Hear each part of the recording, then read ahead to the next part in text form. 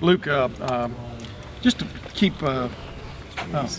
No, we asked about you. We were waiting for you. We asked about you. We were waiting for you. You know, Urban Meyer reiterated again today. You are the defensive coordinator. How does that work in y'all's room? You obviously were very receptive to what Chris Ash brought to the table, et cetera, when he came in here 2 years ago and stuff. How does that dynamic work in y'all's room from the standpoint of generating a defense? Well, I think that's one of the strengths of what I do and the strengths of what we do here. Your ability to work and adapt and with everybody. So again, we haven't been in it a whole lot together, but it's been like that since I've been here. All the way back to my first job here, Mark D'Antonio. I mean, it was a collaborative effort. Then they went to Mel Tucker and Mark Snyder, and then for 6 years, it was Jim Haycock and myself. And I don't mean just us. There was a lot of other people that were part of those things. That's the way I've been brought up. That's the way. Ever since I started coaching, coming here, obviously with Coach Tress and throughout the entire rest of the group, the ability to work together, adapt, and grow. And I think the greatest thing for me is a lot of these guys, Chris, a lot of guys have had to go around the entire country to get experiences from different head coaches and different things. One of the fortunate things for me is I've been fortunate enough not to have to move my family, and the ability to be under different head coaches all the way back from playing for John Cooper and GA and for John Cooper, to working for Jim Tressel, to working for Urban Meyer, to having a bunch of different guys that have come here, given me the ability to learn. And this is another opportunity for me to not have to move my family and to learn from the best. What do you expect, Greg? I mean, you know of Greg, you've known of him for a while. What do you expect he will bring more than anything else new, so to speak, or refreshing to the table? To be honest with you, I don't know. I mean, again, we haven't talked nearly as much of true philosophies and different things. I know he brings a lot of different things to us as a program too, to Coach Meyer. Being a head coach, not just in college but in the NFL, brings a lot to our guys. The perspective on guys that can truly talk about the NFL and what it has to offer and the different dynamics of that league, as well as obviously defensively a lot to our room. To me personally, a lot too. There's a guy that's been a head coach for 13, 14 years, has run the gamut, have done a lot of different things. So that's what I'm looking forward to. Hey, one other quick thing. Brian Kelly said the other day he thinks their philosophy and Ohio State's offensive philosophy are very similar. It's just they want to throw the ball more and stuff. When you watch them on video, do you see a little bit of that? I mean, what do you notice about them from an offensive standpoint, Notre Dame? Yeah, I would say probably for us, this is one of the more similar games that we've had to what our offense does. Their ability to not just, they still run the ball and run the ball very well. They'll run the quarterback as well. Yeah.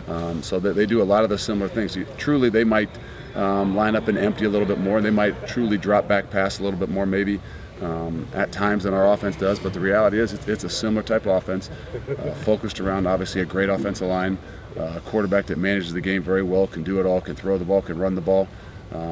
Obviously with some great talent on the outside.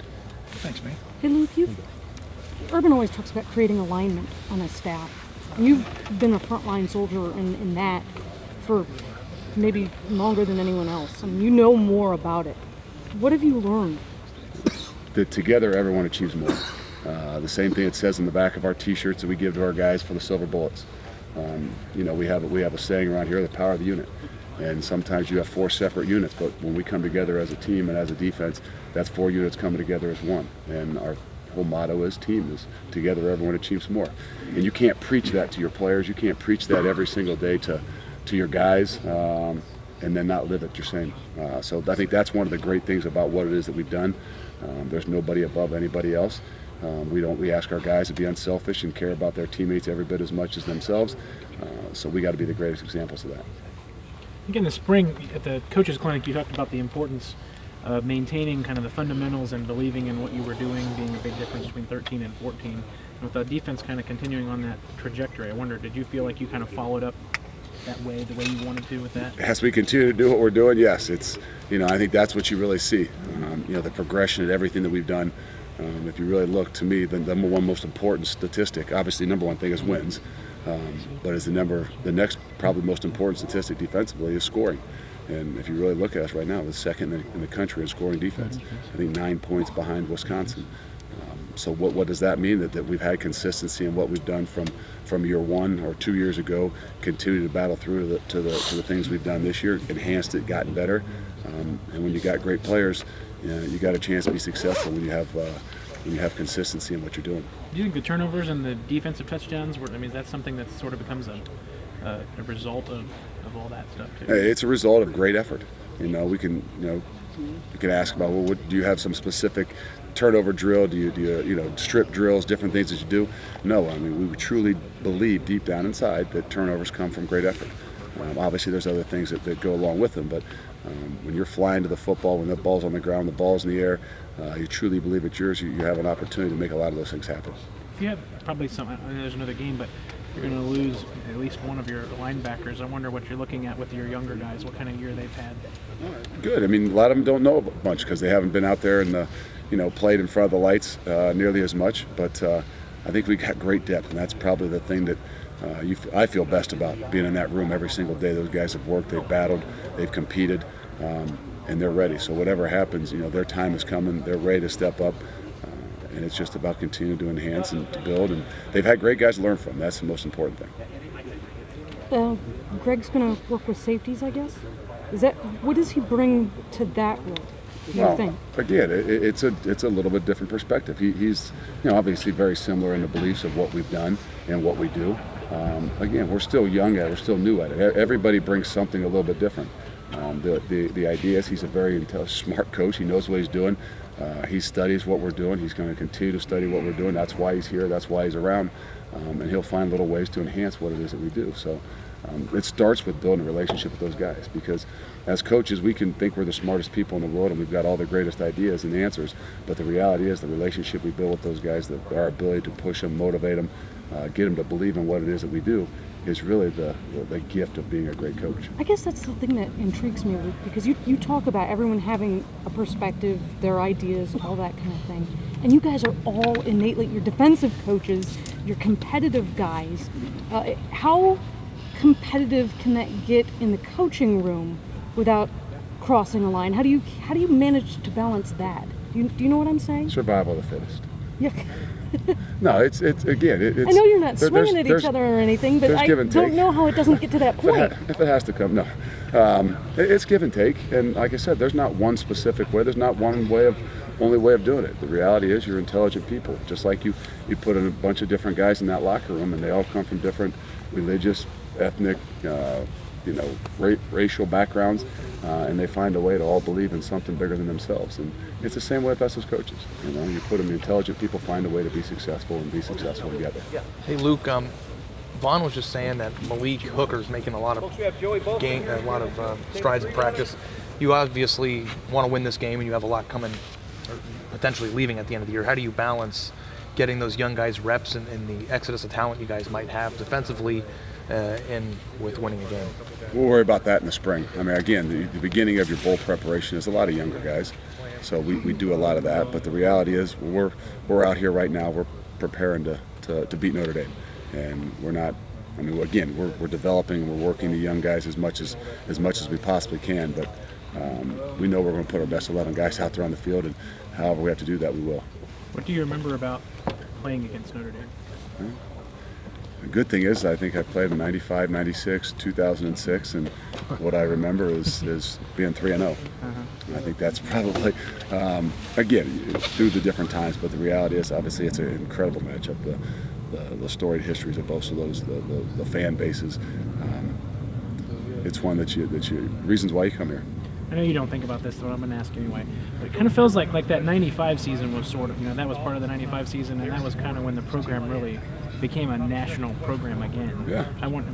Did you kind of feel it that way at that time? I don't know that I'd say that now, because I wouldn't think that we're not a national program. But right, but back then in '95, that might have been one of the big hurdles to get over the top. The show that you had with, I think, Bobby Hoying throwing 4 touchdowns and Eddie George running for 207 yards and 2 touchdowns, and of course Terry Glenn. I think that was one of those times when all of a sudden it was the highlights came on and probably put us a little bit different place on the map. Keeping this memory genre theme going, a little bit out of left field, but 10 years ago, Ross Holman coming out of Coldwater. What was it that attracted you to Ross, and what was it you wanted to get Ross in here and get him in right away? I think anytime some people think in recruiting you're looking for how fast the guy, how big is the guy, what is this? The reality is you're looking for football players. You're looking for guys that fit your culture, believe in what it is that you're doing, and I think that's the biggest thing about what Ross Holm is. I mean, you're not going to sit there and measure him, the height, the weight, and the speed, and all those things, and say he's going to be, the 5-star guy. The reality is he was exactly what we're looking for. The kind of guy that was a hard-nosed, tough football player, and to be honest with you, I'm not sure he wasn't as talented. Linebackers I coached. I mean, guy that had the ability to, from day one when he came in here, nobody could stay on their feet better than Ross Holm with better balance. Was there much debate about whether to be a linebacker or fullback? No, because we don't think we played with a ton of fullback. But you never know. I mean, there's a lot of debate on what Teddy Ginn was going to play, a lot of debate on what Troy Smith was going to play, Anthony Gonzalez. The list can go on and on. So the reality is you get the right people that fit your program, your culture, and believe in it, what it is that you do, and you'll have great success with them. You being from Columbus, I mean, what is it like to go and recruit those smaller schools, though? I know there's a lot of good players there, but they're still not sending as many. It's still different. It's difficult at times because sometimes when they play some of those other competition, people might not think they don't play the competition, they're not as good, when in reality they play great football. But that's where you got to do your best job as a coach, is evaluating the potential of what someone can have, putting them in a different environment.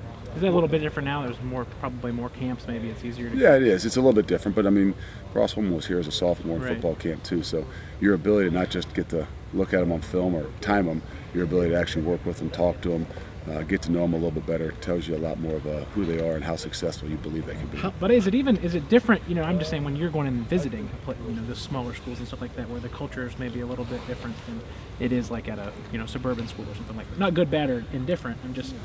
I don't know how it'd be much different. I think Coldwater's only won 4 or 5 of the last 6 state titles. So there's a lot of great programs out there, and I think that's one of those things that you can't take and judge it solely on that. But the reality is, guys that come from great programs, guys that have been in those battles and know what it's like to not say to practice or play football year round, but the reality is it's on your mind year round.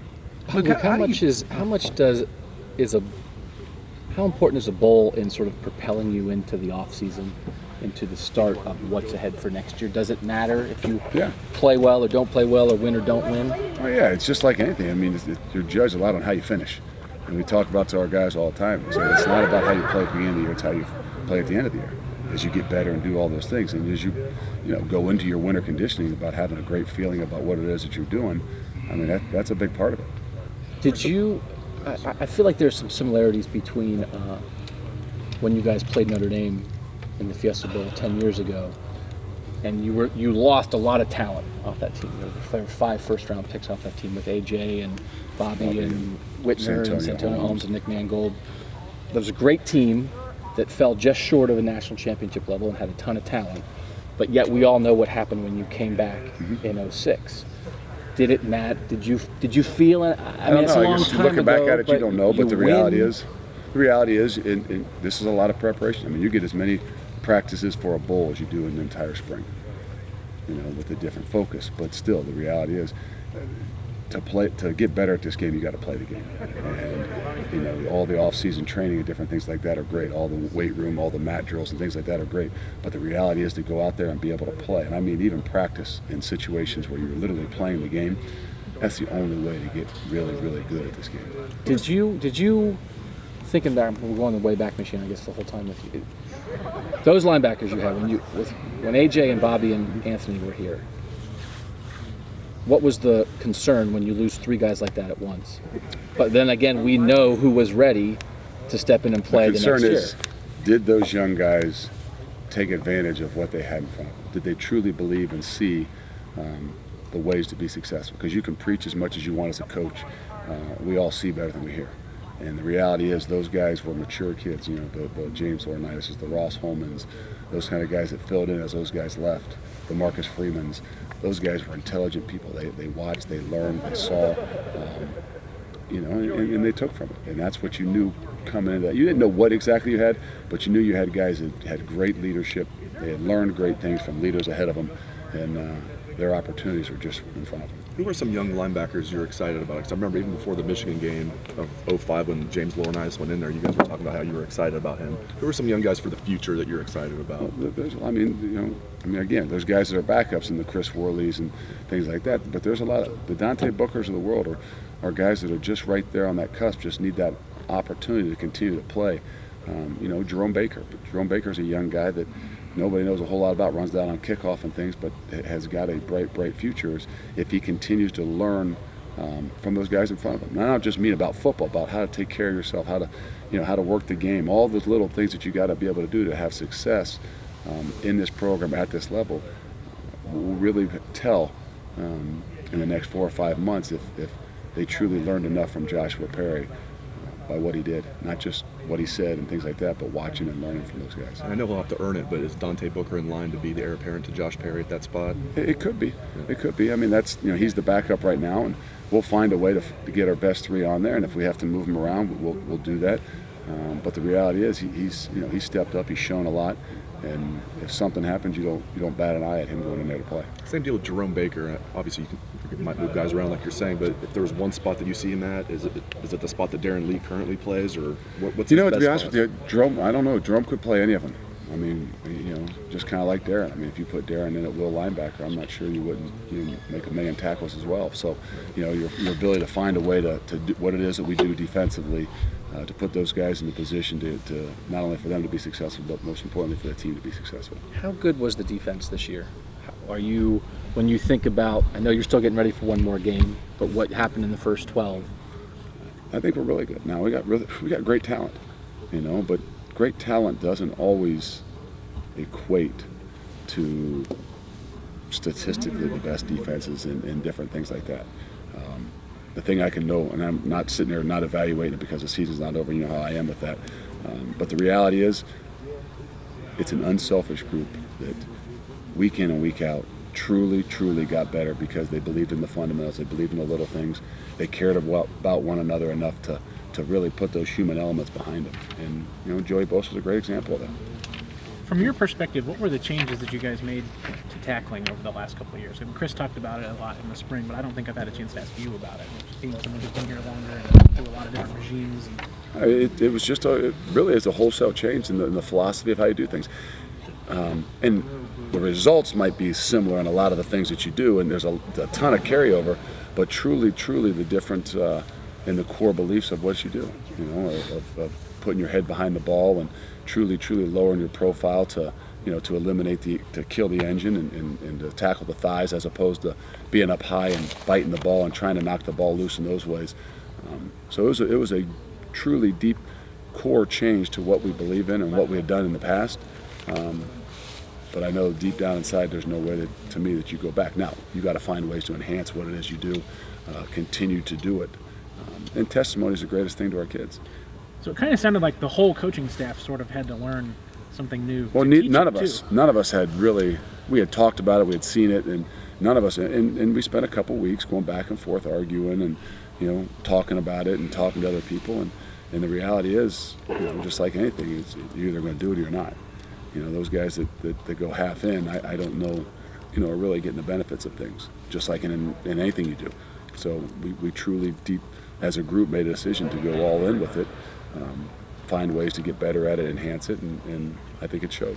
What changed the most, like the aiming point? Or? A lot of aiming points, a lot of profile in the level at which you tackle at, but it's also your ability to put your head behind at times and take your head out of the tackle is a big part of it too. You mentioned bite the ball. That's something you guys used to teach, bite the ball. Now it's eyes to the thigh, and it's much more of a lower profile concept to what you do. And in order to bite the ball, a lot of times your head has to go across the bow. And when your head goes across the bow, a lot of times the first thing that makes contact is your head. So a lot of those steps and things that you've always believed in is a core change to what it is that you do. And again, there's a million different ways and things can be successful as long as they're drilled, done right, people believe in it, what it is they're doing. and you're all in with it. It's pretty amazing though, because it's safer and more effective. It seems like I truly believe it. Yeah. You know, and we didn't put it in originally to start it because of the safety of things. You know, some of that old school stuff. But the reality is, all those combined together. To me, there's no better way to tackle it. You got kids. I mean, Big time. Football had to make these changes, didn't it? I mean, I don't know if you believe that or not. It's still a violent sport, and I mean, Yeah. and you have to understand that. You have to know that. And there's gonna. I mean, I don't live my life in fear. Same thing. I mean, guys, there's more concussions at young ages in basketball because guys fall on a hard floor. Yeah. You know, so there's many different things, and anything else can happen. But the reality is, you know, it does change the game a bit. It can make it a safer game. I don't know that I truly believe that in the tackling side of things is where a lot of the concussions or long-term things come. A lot of times it's getting hit, falling on the ground, how you hit your head.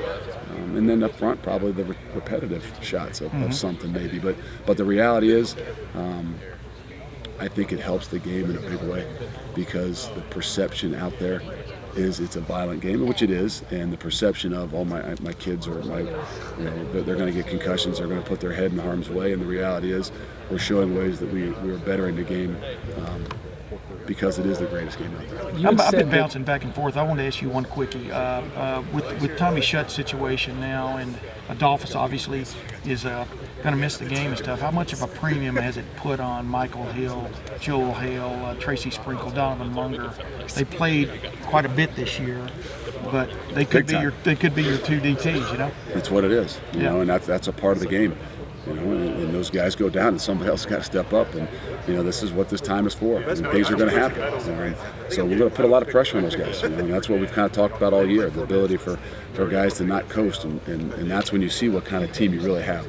You know, because a lot of guys will sit back and say, well, when the Dolphins graduate, does that mean I'm the next guy in? Or when so-and-so's done, does that mean I'm? No, that doesn't mean you're in. That means the next best guy will go in and will find a way to be successful. So your ability to continue to push and get better, whether you're getting those reps or not, there's going to become a point in time when it's going to be thrown upon you, and you better be ready. And Joey being willing to go down and play that 3 occasionally this year, could that pay off in this game in that respect? I mean, we're going to find a way to get the best 11 guys out there, and sometimes that guys have to sacrifice for one another and do some things. But that's a part of what it is we're doing. That's why you got a little extra time to try to figure out how you're going to work these things out. You had said that, talking about the talent on this defense, that if you don't work together, it doesn't matter how talented you are. But you said they were unselfish, they played together. So what's the context of how talented this defense is, the individual talent that you have? Because it seems like from the back end to the linebackers to the front line, there are guys a lot of places who are going to be playing on Sundays. There are. And I think that's obviously really when it comes down to it, when you've got great talent like that, you've got an opportunity to be very successful. And even with different things, we would still be a good defense with all that talent out there.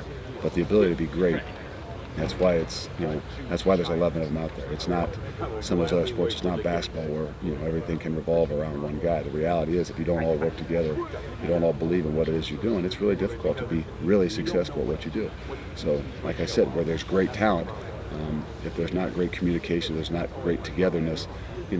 2 years ago, and we had great talent. You can't say we didn't. We had 2 first-round draft picks on the defensive side of the ball, and there were other guys out there. Now, guys get hurt, things happen. Guys got to fill in. The reality is, if they're not all together, those younger guys aren't getting better. Like we'll get a chance to see here with losing Tommy Shutt and Adolphus Washington. That's what it really shows. Luke, thank you very much. Thank you.